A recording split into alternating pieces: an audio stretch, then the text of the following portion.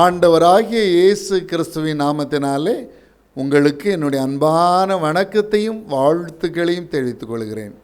1 பேதுரு 2ஆம் அதிகாரம் 24ஆம் வசனம் விதமாய் சொல்கிறது, நாம் பாவங்களுக்கு செத்து நீதிக்கு பிழைத்திருக்கும்படி அவர்தாமே தமது சரீரத்தில் நம்முடைய பாவங்களை சிலுவையின் மேல் சுமந்தார், அவருடைய தழும்புகளால் குணமானீர்கள். நம்முடைய பாவங்களை இயேசு சிலுவையின் மேல் சுமந்தார். பாவம் பயங்கரமானது, பாவம் கொடூரமானது. பாவம் ஒரு மனிதனுடைய வாழ்க்கையிலே நோய்களை கொண்டு வரும். பாவம் ஒரு மனிதனுடைய வாழ்க்கையிலே மரணத்தை கொண்டு வரும். பாவம் ஒரு மனிதனுடைய வாழ்க்கையிலே சாபத்தை கொண்டு வரும். ஆனால் ஆண்டவரோ சிலுவையிலே நம்முடைய பாவங்களை சுமந்தார். யோவான் எழுதின சுவிசேஷம் 19ஆம் அதிகாரம் 34ஆம் வசனம் சொல்கிறது, சேவகன் ஒருவன் ஈட்டினாலே இயேசுவின் விலாவிலே குத்தினான், இரத்தமும் தண்ணீரும் புறப்பட்டு வந்தது. அப்படி என்றால் என்ன அர்த்தம்?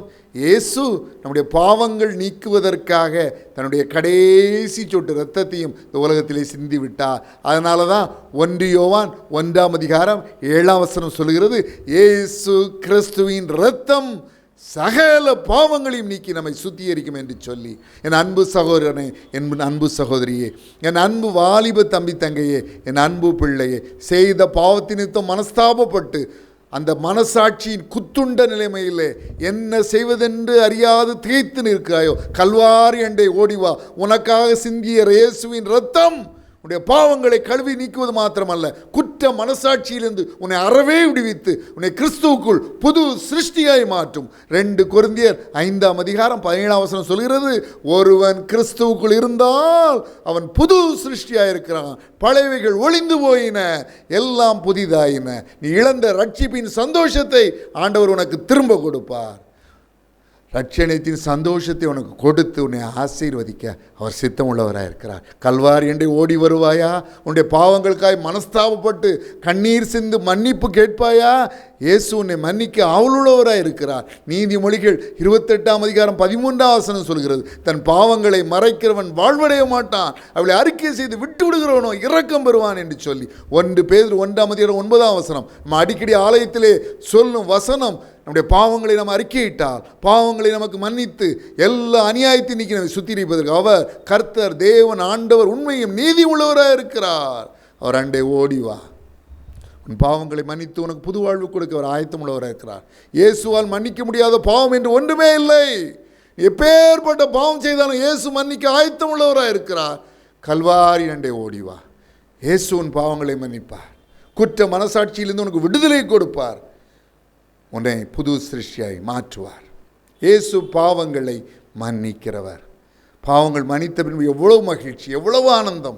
ரட்சணித்தின் சந்தோஷம் அல்லவா, ரட்சிப்பின் சந்தோஷம் அல்லவா? இயேசு பாவங்களை மன்னித்தார், இனி நான் புது சிருஷ்டியாயிட்டேன், பரலோகத்துக்கு பாக்கியவனாய் மாறிவிட்டேன் என்ற சந்தோஷம் அல்லவா? 2019ஆம் ஆண்டு இருதய நோயினால் பாதிக்கப்பட்டு இருதயமே நின்று போனது. அதில் ஹார்ட்டில் ஷாக் வைத்து மீண்டும் இருதயத்தை செயல்பட வைத்தார்கள். மரணத்திற்கும் எனக்கு ஒரு அடி தூரம் தான் இருந்தது. ஆனால் மரணத்தை குறித்து எனக்கு பயமே இல்லை.